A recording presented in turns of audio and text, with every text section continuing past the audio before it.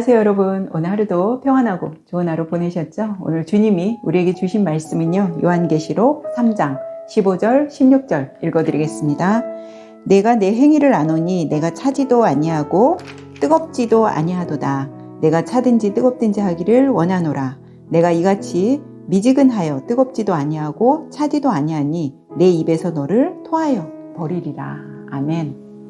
오늘 미국에서 이제 목사님이 이제 하신 간증이에요. 목사님이 한 가정 식사에 초대를 이제 받으셨어요. 그래서 목사님이 그 가정에 이제 가서 식사를 하려고 식탁에 이렇게 쭉 또 이렇게 의자들이 이제 있잖아요. 그래서 목사님이 어느 자리에 그냥 딱 앉으시려고 하니까 그 집에 있는 꼬마아이가 거기 앉으시면 안 돼요. 화들짝 놀라면서 못 앉게 하시는 거예요. 그러니까 이제 목사님이 왜 이 의자는 앉으면 안 되니? 그렇게 이제 물어보시니까 그 의자는 예수님 의자예요. 거기는 예수님 자리예요. 이제 그러더라는 거예요. 그러면서 이제 그 집의 아이들이 그 의자를 향해서 앉아서 두 손 모아 기도하고 그런 모습을 이 목사님 보면서 굉장히 흐뭇하고 굉장히 기분 좋고, 야, 여기 부모님들이 정말 아이들 신앙교육을 참 잘 시키셨구나 라는 생각을 하셨다는 거예요. 그러면서 이제 그 부모들이 뭐라 그러시냐면, 형제들이 이제 막 어렸을 때 얼마나 싸워요, 사실. 형제들 간에도 막 싸우다가도 형이 이제 동생을 툭 치면서 그런대요. 야, 조용히 해. 예수님 들으시잖아. 이렇게 이제 그 형이 그러기도 하고, 또 뭐 어떤 이제 어렸을 때 우리 뭐 거짓말도 많이 하고 그러잖아요, 사실. 그러니까 형이 이제 동생이 만약에 뭐 자기 물건을 손댔다든지 그랬을 때 분명히 심증으로는, 물증은 없지만 심증으로는 동생이 범인인 것 같으니까 너 빨리 사실대로 말하고 뭐 내 물건 가져오라고 이제 그런 얘기를 하면 동생은 이제 끝까지 나 안 가져갔다고 막 이제 이럴 때 형이 또 그런다는 거죠. 야, 너 지금 나는 속일 수 있지만 저 의자를 봐봐. 예수님 속일 수 있어? 예수님 다 보고 계셔. 이제 이러면 그 동생이 슬그머니 그 물건을 갖고 오기도 한다고 이제 그런 얘기를 부모님들이 이제 그 목사님한테 전해주면서 목사님이 그 얘기를 통해서 부모님을 통해서 그 얘기를 들으니까 참 많이 정말 신앙교육이 정말 잘 시켰다, 부럽다 그런 생각을 하셨다고 해요. 저는 오늘 그 아름다운 그 가정의 그런 모습을 보면서 요한계시록에 있는 이 라우디게아 교회가 생각이 났습니다. 아시는 대로 요한계시록 안에 이제 7교회, 소아시아의 7교회는 편지가 있죠. 오늘 본문은 7교회 중에 마지막 라우디게아 이제 교회에 대해서 하는 말씀인데요. 7교회는 뭐 아시는 대로 에베소, 서모나, 버가모, 뭐 두아디라, 사데, 빌라델비아, 라우디게아 이렇게 이제 7교회가 있는데 이 중에서 이제 책망받지 않은 교회 2군데가 있죠. 서모나와 빌라델비아는 어떠한 책망을 받지 않았습니다. 나머지 교회들은 이제 뭐 에베소 같은 경우도 첫사랑을 잊어버렸다. 뭐 이런 라우디게아 교회도 마찬가지고 책망을 다 받았죠. 이 라우디게아라는 이 곳은요, 인구가 굉장히 많고 그 다음에 자연적으로 굉장히 발달한 곳이다 보니까 뭐가 많겠어요, 여러분? 자연적으로 발달한 도시다 보면 재정이 풍부하고 돈이 많고 부자가 많다는 얘기겠죠.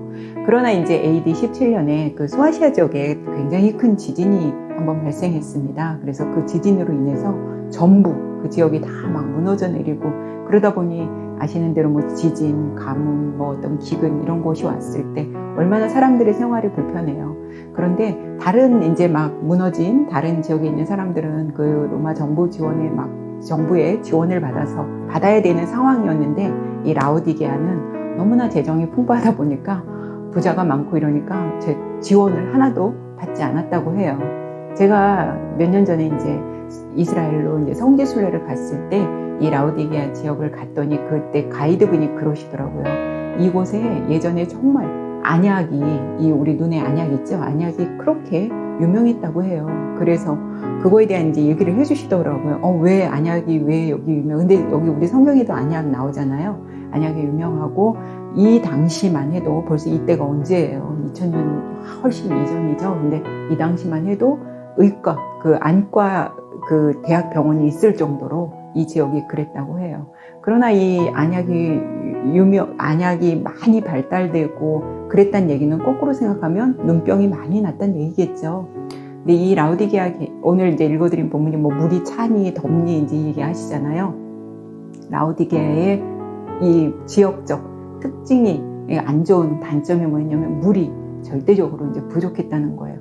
그래서 그 물을 이제 주변에서 끌어다 써야 되는데, 주변에 히에라폴리스라는 곳에서 물을 끌어다 쓰는데, 히에라폴리스는 아시는 대로 굉장히 온천이 또 유명하잖아요. 그러니까 이 막 콸콸 막 끓는 그런 온천, 뜨거운 물이 이제 오는데, 문제는 뭐냐면 이 히에라폴리스부터 이 라오디게아까지 이 물을 끌어들이는 어쨌든 그게 좀 길 거 아니에요. 그저 오는 그 기간이, 물이 여기까지 이제 수로를 타고 오는 기간이 길고, 또 이 라오디게아는 왜 물이 부족하고 물이 안 좋으냐면 석회질이 굉장히 많다고 합니다.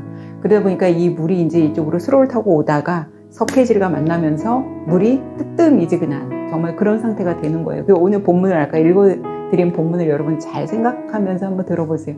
그러다 보니까 이 물이 미지근하고 또 먹을 수도 없는 그런 물이에요. 이 물을 만약에 석회질이 섞인 물을 여러분 먹게 되면 어떤 상황이 발생되냐면 구토가 나요. 구토가 나고 토하고, 그 상황을 지금 이제 이 사도 요한이 요한계시록 어떤 계시를 보고 환상을 보고 요한계시록을 썼다고 우리는 이제 알고 있죠.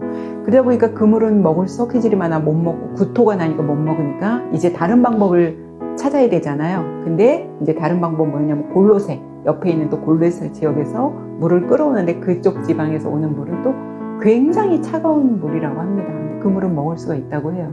그러니까 지금 이걸 성경에 이렇게 물로 빗대서 너희들이 뜨겁지도 않고 차지도 않은 그 미지근한 그 물 상태를 지금 비유하는 거잖아요. 이걸 지금 성경에 기록하는 거는 라오디아 상태가 지금 딱 이렇게 그 상황을 말하는 거예요. 영적으로, 그러니까 마치 물을 먹으면 구토가 나서 토하고, 석회질이 섞인 물을 마시면 토하고 그랬던 것처럼 아주 영적으로 무디고 지금 피폐한 그런 상태를 말하는 겁니다. 오늘 본문 얘기가.